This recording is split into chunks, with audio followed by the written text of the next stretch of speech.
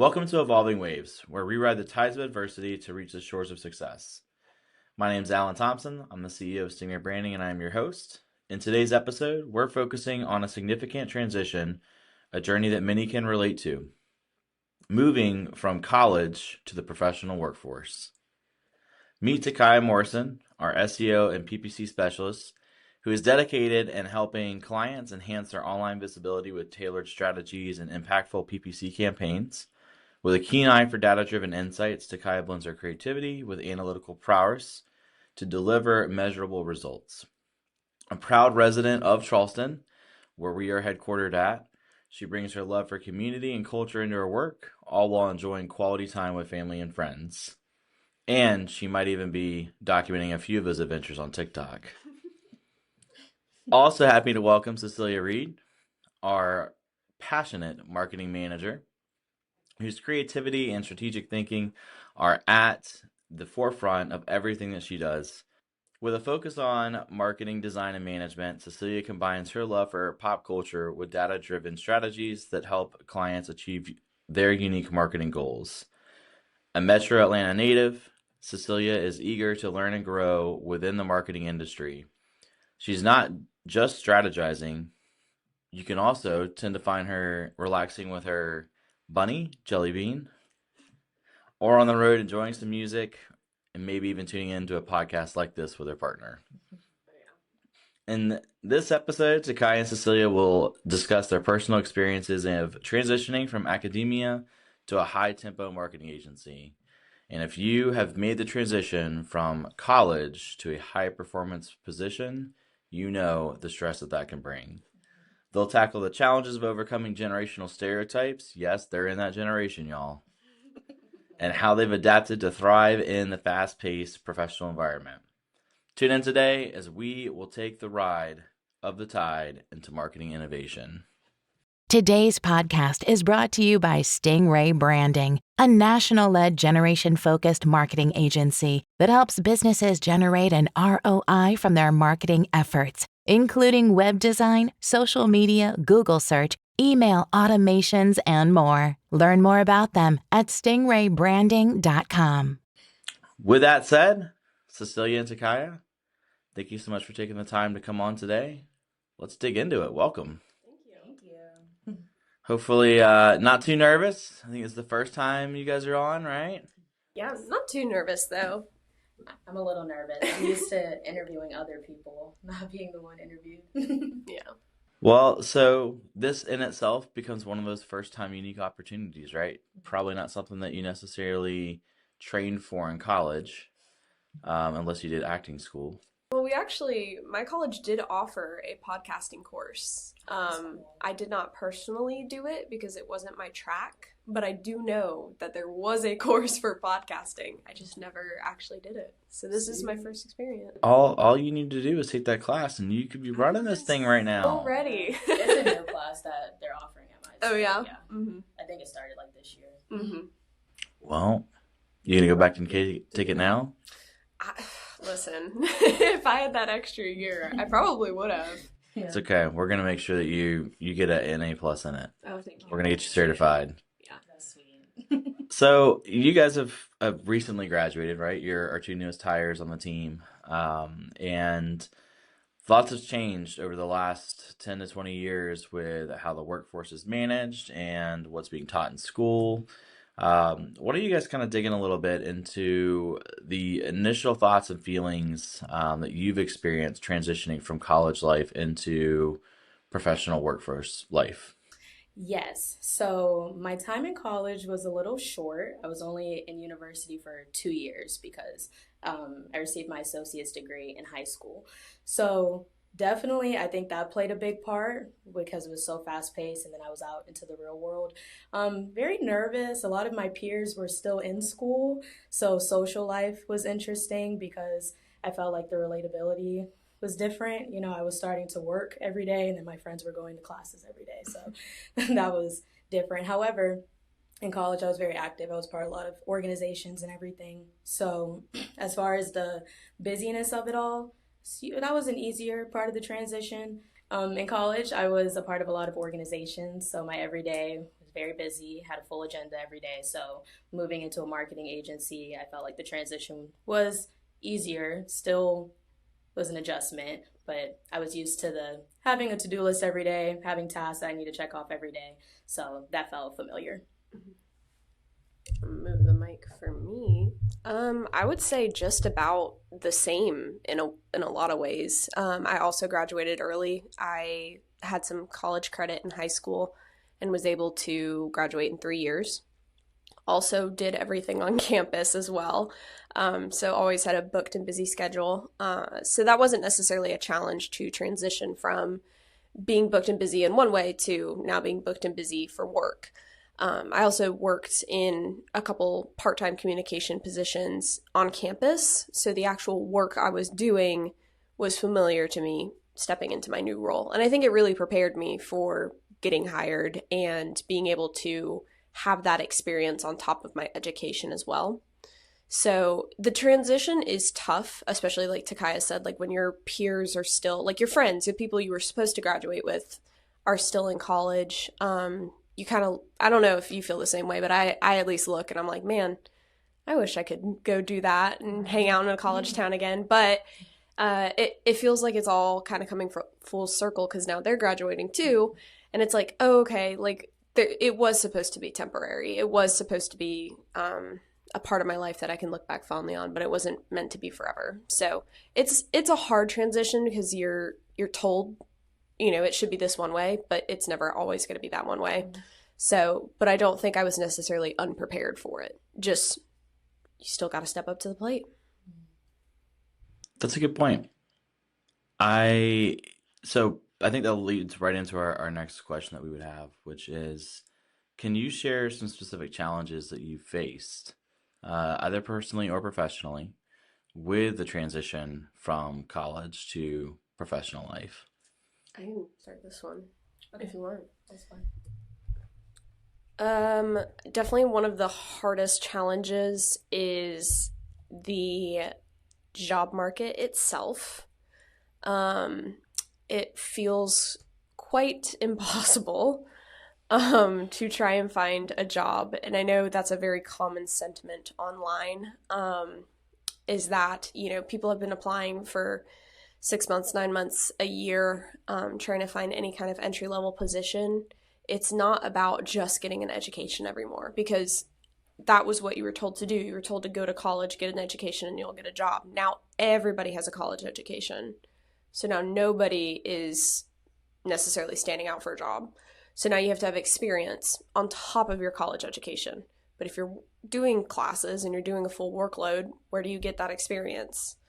And not every college offers jobs and opportunities on campus. So then you have to find that experience elsewhere. So then you're job searching before you even finish your diploma. So I was really fortunate that I got to do that. And then I also, to graduate, had to have an internship. It was a required class for me. So I actually walked in May, but did not receive my diploma until after that summer because I had an internship to do that summer. So I was forced to get experience, which I think is not a bad thing at all. So I think just even finding those entry-level opportunities that actually will give you the chance to learn and grow within the industry is one of the biggest challenges. Because it feels like you already have to have an entry-level job to get into the entry-level job.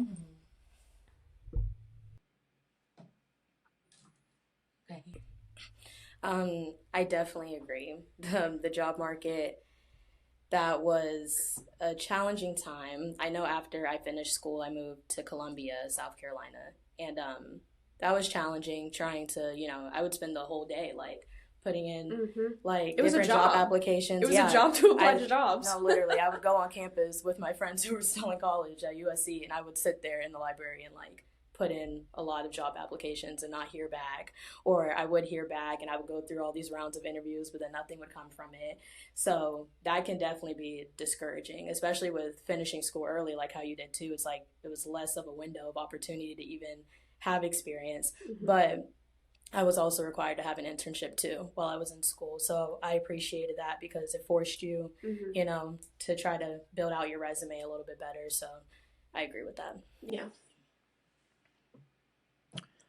So whenever you think through the process of trying to navigate the waters of the job market, um, obviously you've landed a good position now.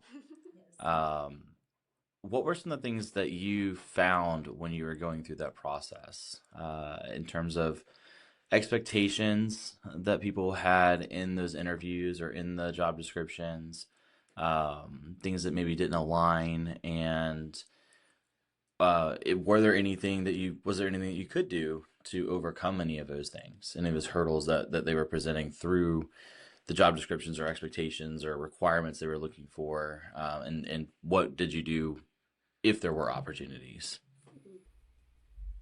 You want to take it, or would you like me to? You start. Okay.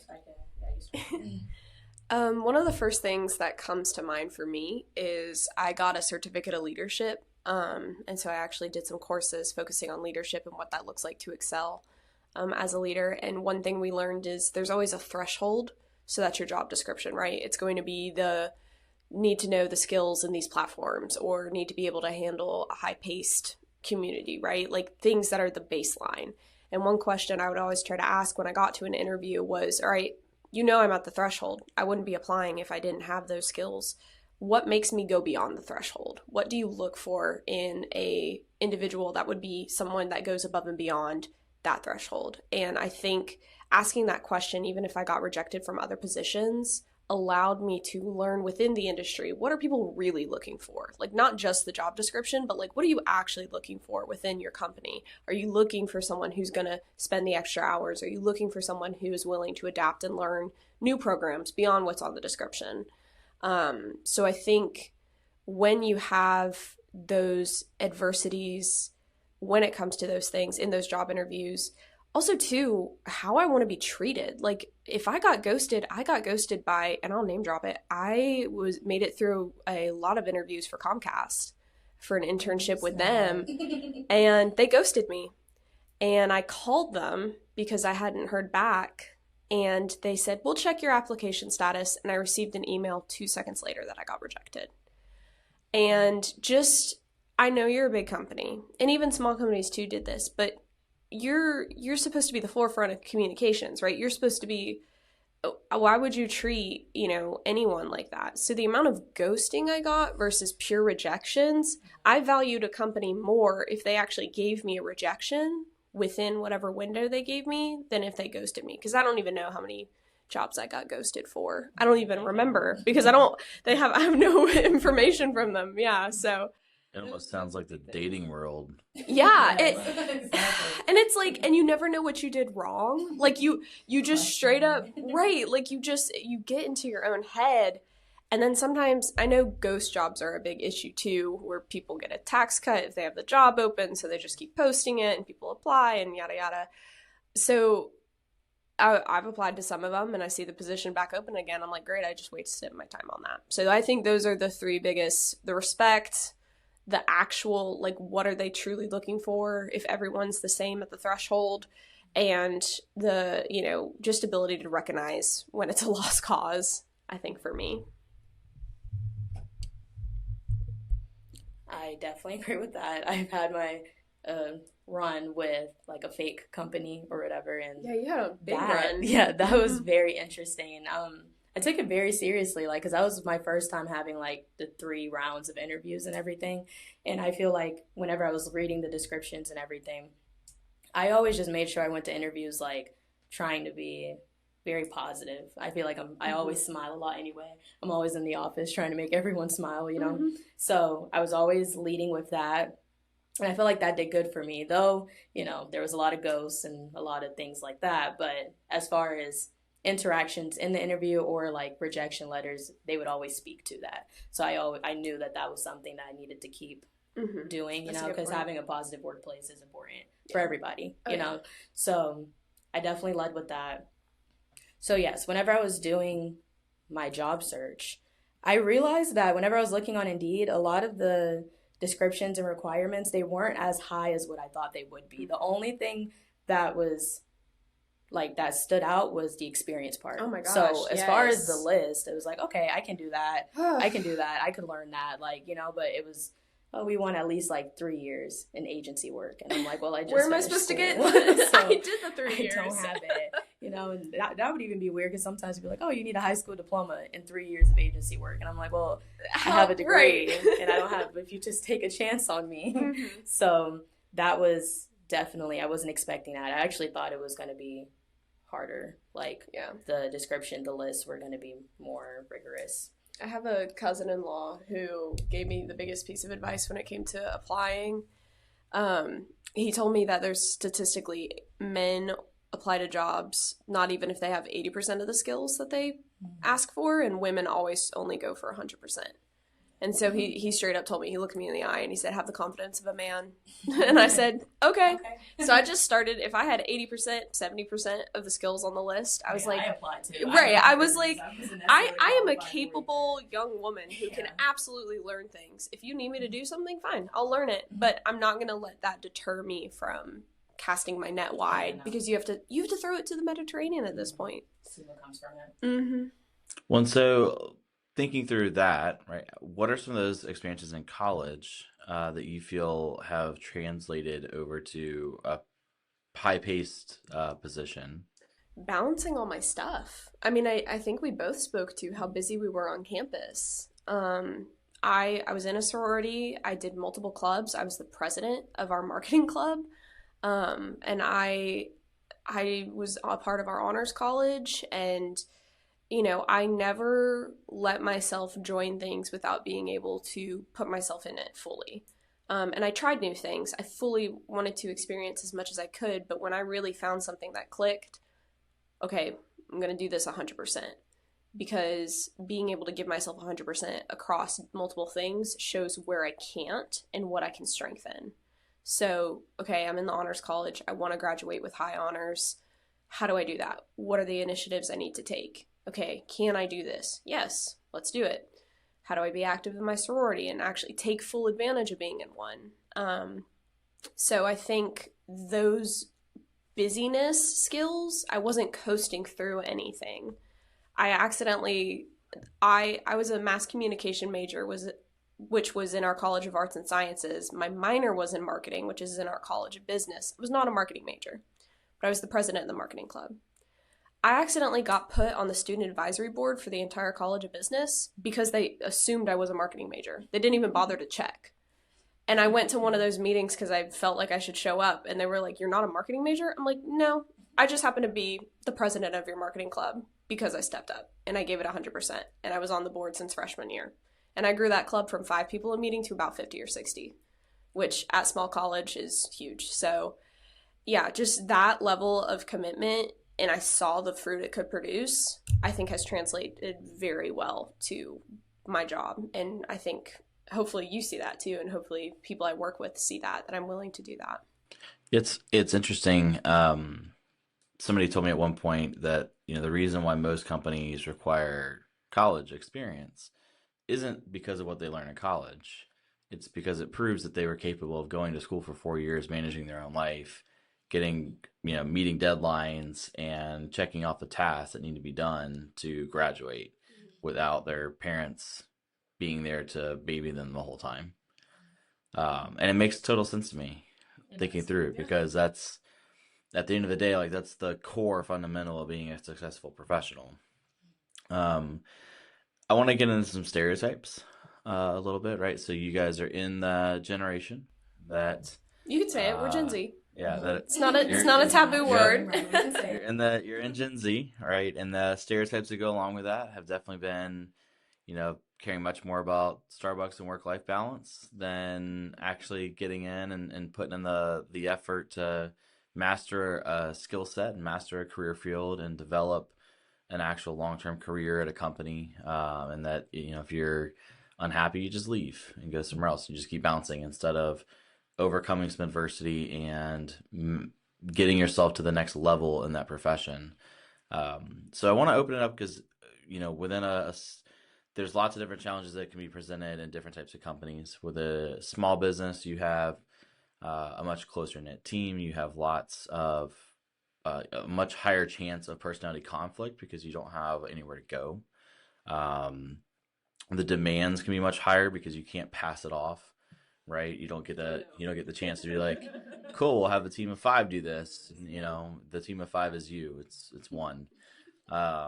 So thinking through some of those things, how would you speak to the stereotypes? First, if you think that they are legitimate for the generation overall, and then second, do you feel like, how have you overcome those stereotypes in your own life? Like, what have you decided mentally to shift to not fit that mold if you think that they are legitimate? I'll be brief. Okay. I think one thing I learned was stereotypes always come from a place of truth. Even if the stereotype itself has been very much monsterized and not true for every individual within a community, I think there is, like you said, work-life balance. Huge for Gen Z. And I think the reason that there is a stereotype of, well, if we're unhappy, we leave, is because loyalty is not rewarded the same way that it is in the modern business world as it was 20 years ago. If you stay at a company for 20 years now, there's no guarantee that you're ever going to move up the corporate ladder, or that you're going to receive a pension, or that they're going to give you anything back, because there's such an emphasis on profit and, being able to maximize everything. So the expenditure of employees has become the new norm. So I think to say that Gen Z doesn't want to put in the work diminishes that they do, but they don't want to put in the work somewhere that they're not going to get rewarded for it.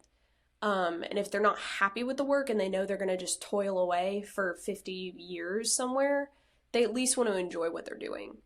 And I think that mindset is going to help Gen Z truly find a new way to manage corporate America and corporate across the world, but at least for the country we live in and the way our country operates. I think hopefully maybe as Gen Z steps into more positions, and even the millennials too, they're the new 30, 40-year-olds in those positions. I think hopefully there will be a shift back to, we want to reward loyalty, we want to reward hard work, because I don't think Gen Z is as lazy as everyone says. I think they're just tired of being exploited. And I think that they're tired of being told that they're lazy when they're like, we don't know, we just don't want to be taken advantage of. I know I at least feel that way. I agree. Yes, I don't agree with Gen Z being lazy. I could see where that perception comes from. However, I feel like, even going back earlier, our parents told us, oh, go to school and then get an education and then get a job and then you'll get a house and you'll have a family, and that's how it's supposed to go.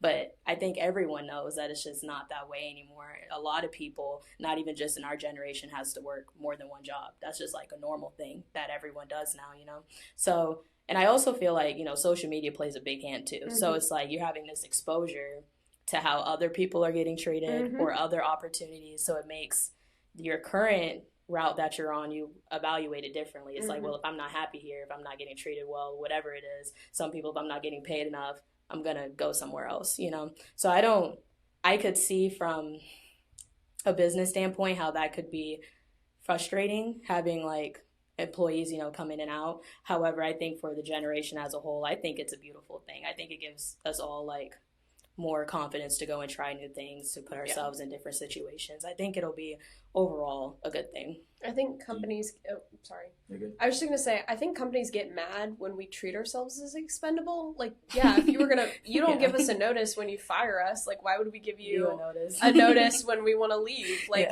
it's just the same energy going back to the corporation. And I think they're just like, what?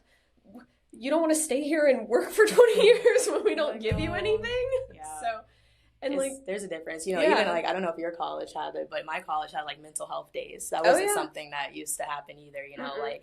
So there's definitely more of a priority for mental health. And I think that's a conversation that's being brought up more. So there can be better understanding with that. So I can see, there might be a disconnect. Yeah. Do you feel that the constant exposure to alternatives creates a lack of contentment and constant need for change?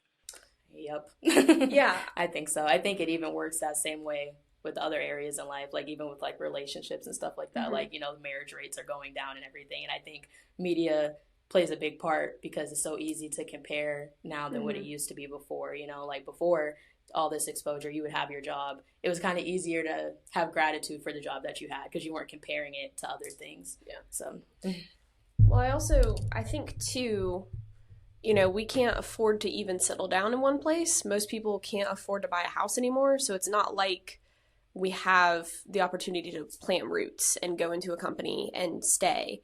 So you're constantly looking for the alternative because maybe you don't get paid enough to live where you currently are. So then you get forced out of the area you're in, and then you have to go look for a new job, or you're in an industry that's very volatile and the turnover rate is high. So then you have to be constantly on your toes. I know at least in the creative industry, for a lot of artists and people within that, that's just their norm. And even with the rise of AI and the way that things are shifting, computer science used to be the big thing that everyone would go and do. And then you had a job for 30 years.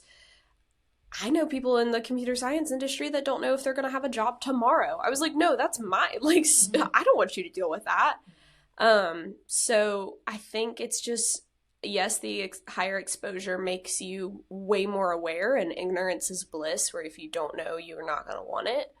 But I think there just isn't an opportunity to genuinely be content if you're constantly having to be on your toes. Like if we don't own a house, if we don't own a car, if we don't have the right to own things anymore, we've got to be constantly looking for the next deal, next advantage, next this, next that.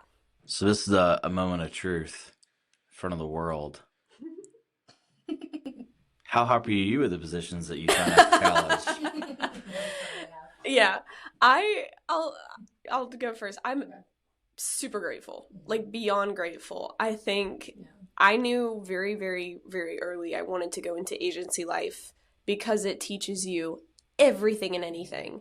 And if there ever was a testament to Gen Z is not lazy, look at what we do.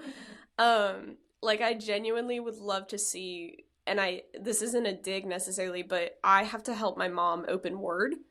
And I'm like, what a blessing it is. You've never had to experience the Microsoft Office suite. Like, you've never had to do this.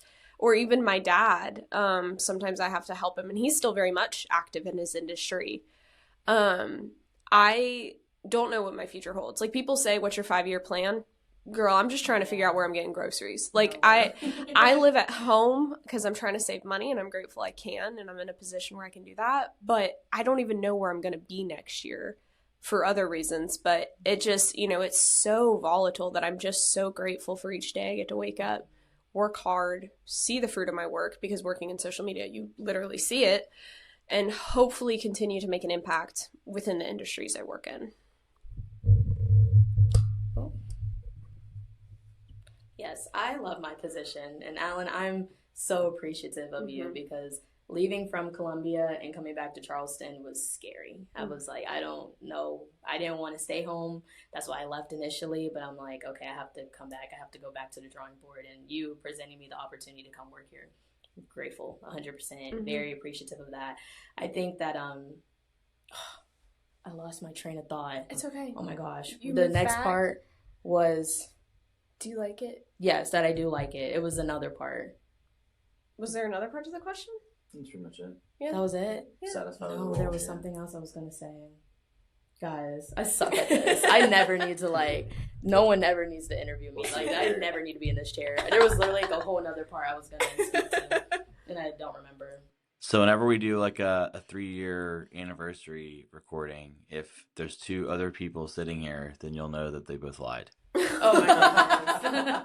Well, maybe it wasn't bad blood. Maybe it's just, No, because I agree with, working in marketing, you're learning everything. So if anything, I'm very appreciative that I was able to start there and being thrown into a situation where there is so much happening, you have to be on your feet. So that's going to benefit us in the long run.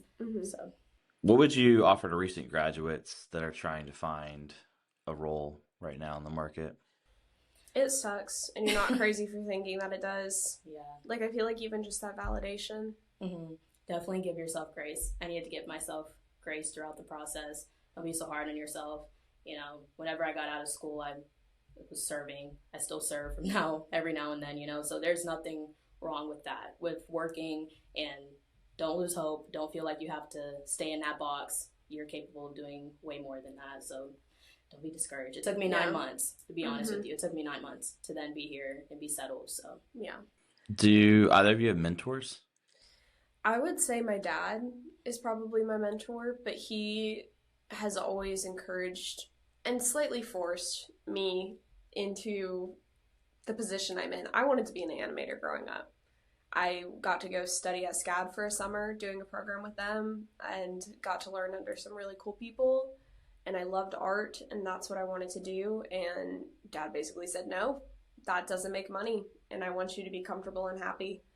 But there's a way to do both. So he's the one that kind of led me towards communications and social media and, that kind of thing. And I'm very grateful he did in the long run. I still love animation. I still want to have that creative outlet, pure creativity like that. But I get to be creative every day and use the other skills and talents that I have. Customer relationships, being able to work on busy schedules, time management, having a good attitude. So I think finding a job where you can fully have all your skills and talents be pushed and tested and also enjoyed is super important. So I'm very grateful for my dad for that. We don't see eye to eye on everything, but maybe he'll listen to this and actually know I care. But we love you, Dad. Yeah. It's funny. Yes, I would say I grew up next door with my best friend, and her mom is definitely my mentor in a way of, she was in the military for 20 years. She's very resilient. And so when speaking to her, she reassures me, but she's also one to be like, you're okay. You're okay. So this is what you need to do. And, you have to work hard, and then you get to play harder. That's her whole thing that she always says to us, So she's very strong. So it helps me when speaking to her of like, okay, if she's able to do this, I can do this, and so she's definitely the one I look up to and who I call. In college, I had a few mentors with professionally with, speaking and resumes and different opportunities and things. So I'm appreciative of that. I reach out to them every now and then. I should reach out to my professors. Right. I love them. They're a great resource. That's one thing I wish I utilized more. That's another tip. Please connect with your professors. Please do it. They care so much, and especially now when more than ever it's who you know. Yeah. They probably were in your field. Talk to them. They probably know someone. It's great. It's great advice. So as we wrap up today's episode, if you guys are looking to follow Tahkya and Cecilia's journey and watch their evolution as they go through their careers, definitely check out Stingray Branding on social media. And they might have their own TikTok channels as well that you might want to go check out. They got some entertaining things on there. Cecilia particularly likes to make lots of funny videos in the office making fun of all of us. Whoa. I am usually the forefront of our branding TikToks things very much. Sometimes she gets to throw things at her boss. And then he gets to throw a box in my head. So the law of equivalent exchange still applies. Full force. Full send. Chuck it. Right. All right. Well, thank you for tuning in today. As we wrap up today's episode, remember that in the face of adversity, there is always the potential for growth, resilience, and success. Join us every other Monday as we continue to explore inspiring stories of overcoming challenges to help you thrive in your journey of life. You're not going to want to miss the next episode. We've got a gentleman that went from being a car salesman to leading one of the largest DJ companies in the city that leads the entire country in weddings. Yeah, so amazing. Super cool. Guy is super cool, super big innovator. He's the reason that you have silent disco headphone events in the United States. You're not going to want to miss it. So tune in next time. Thanks for listening, everybody.